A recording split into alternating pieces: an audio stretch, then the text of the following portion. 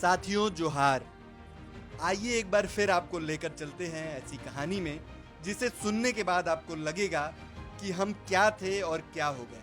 आज की बात के केंद्र में होगा सिंदरी, वही सिंदरी जिसे देश के प्रथम प्रधानमंत्री ने सुंदरी के नाम से संबोधित किया था। वही सिंदरी जिसके ऊपर जिम्मेदारी थी पूरे पूर्वी भारत को फर्टिलाइजर के सप्लाई की। उसी सिंदरी की जिसकी मिट्टी कॉमरेड ए.के. रॉय और विनोद बिहारी महतो, शक्तिनाथ महतो, शिबू सोरेन और आनंद महतो के संघर्ष की साक्षी रही है। आज हम जिस सिंदरी की बात कर रहे हैं उसमें महज सिंदरी शहर की बात नहीं होगी, बल्कि पूरे सिंदरी विधानसभा सीट की बात होगी, जिसके अंतर्गत लगभग 6 लाख की आबादी आती है। बात आजादी से पहले की है। साल 1943 में पूरे बंगाल में भयंकर सूखा पड़ा था। दाने दाने को लोग मोहताज हो गए थे। लोगों की भूख के कारण मौत हो रही थी। अंग्रेजी शासन ने उसी दौर में पूरे पूर्वी भारत में फर्टिलाइजर उपलब्ध करवाने के उद्देश्य से धनबाद के सिंदरी नामक जगह पर खाद कारखाने की स्थापना की बात सोची। हालांकि वो जमीन पर नहीं उतर पाया और आजादी के बाद पंडित नेहरू ने सिंदरी में खाद कारखाने के सपने को पूरा किया। सिंदरी इतनी सुंदर बनाई गई थी कि लोग कहते हैं कि बिहार के कई हिस्सों से लोग इस शहर को देखने के लिए आते थे। सिंदरी में आजादी के बाद हजारों लोगों को रोजगार मिला। स्थानीय और बाहरी लोग मिलकर इस शहर को आगे ले जाते रहे। हालांकि बीच के दिनों में जब बाहरियों का जोर बढ़ा तो ए.के. रॉय और आनंद महतो जैसे नेता डटकर खड़े हो गए। सिंदरी के साथ साथ उससे सटा क्षेत्र झरिया, बलियापुर और गोविंदपुर भी आबाद हो गया।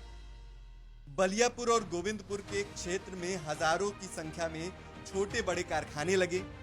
सभी कारखानों में ए.के. रॉय और आनंद महतो जैसे नेताओं की बदौलत स्थानीय लोगों को रोजगार मिला। लंबी लड़ाई लड़ी गई, लेकिन गांव-गांव से अधिकार के लिए लोग एकजुट हुए और पूरा सिंदरी विधानसभा आबाद हो गया। 1970, 1980, 1990 के दशक तक बिहार का यह हिस्सा एक बड़े औद्योगिक शहर के तौर पर चमकता रहा। हर तरफ खुशहाली थी।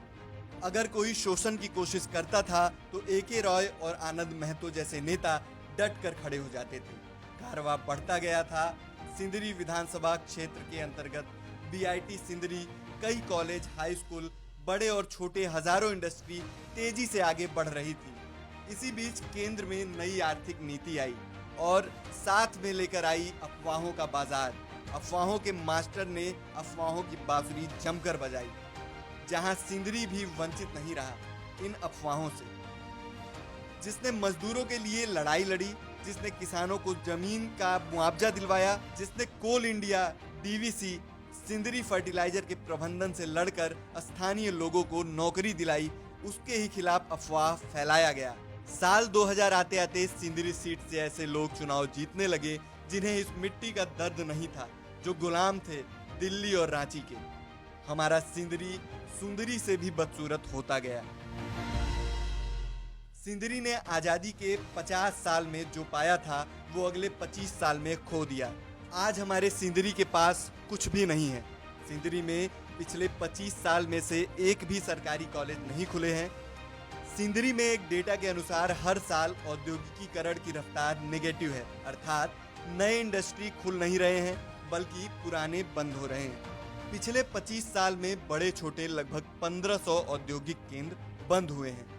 हजारों की संख्या में युवा बेरोजगार हैं, उनके हाथ में रोजगार नहीं है। सिंदरी की जनता पूछ रही है कि सिंदरी की बर्बादी के लिए कौन जिम्मेदार है। सिंदरी को पिछले 25 साल में किसने ठगा? सिंदरी को किसकी नजर लग गई? कौन है जो राष्ट्रीय मुद्दे पर चुनाव लड़कर स्थानीयता को दबाता है? आखिर वो कौन है जो धनबल के दम पर जनबल की आवाज को दबाता है? सिंदरी ने इस बार हुंकार भरी है। शिक्षक की नौकरी को छोड़कर ईमानदार कर्मठ ए.के. रॉय के राजनीतिक उत्तराधिकारी चंद्रदेव महतो सिंदरी को बदलने निकले हैं। आइए तमाम सवालों के जवाब उन जनप्रतिनिधियों से पूछें जो रोजी रोटी और हक की लड़ाई लड़ने के बजाय दिल्ली और रांची की गुलामी करते हैं। हमारा रोजगार कहाँ है? हमारे उद्योग धंधे क्यों बंद हुए? जब सिंदरी, गोविंदपुर के बड़े छोटे इंडस्ट्री बंद हो रहे थे तब आप कहाँ थे? जब असंगठित मजदूरों की मौत हुई तो मुआवजे के लिए आप क्यों नहीं लड़ते हैं? सिंदरी में 25 साल में एक भी सरकारी कॉलेज नहीं खुले। केंद्र में जब अटल बिहारी वाजपेयी की सरकार थी तब सिंदरी फर्टिलाइजर बंद हुआ था। सिंदरी हर में स्थानीय लोगों को रोजगार मिले, इसके लिए सबसे अधिक आंदोलन किसने किया है?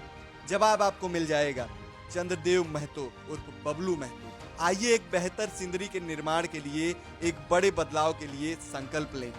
इस चुनाव को जल, जंगल, जमीन, बिजली, सड़क, पानी अधिकार के लिए समर्पित करें।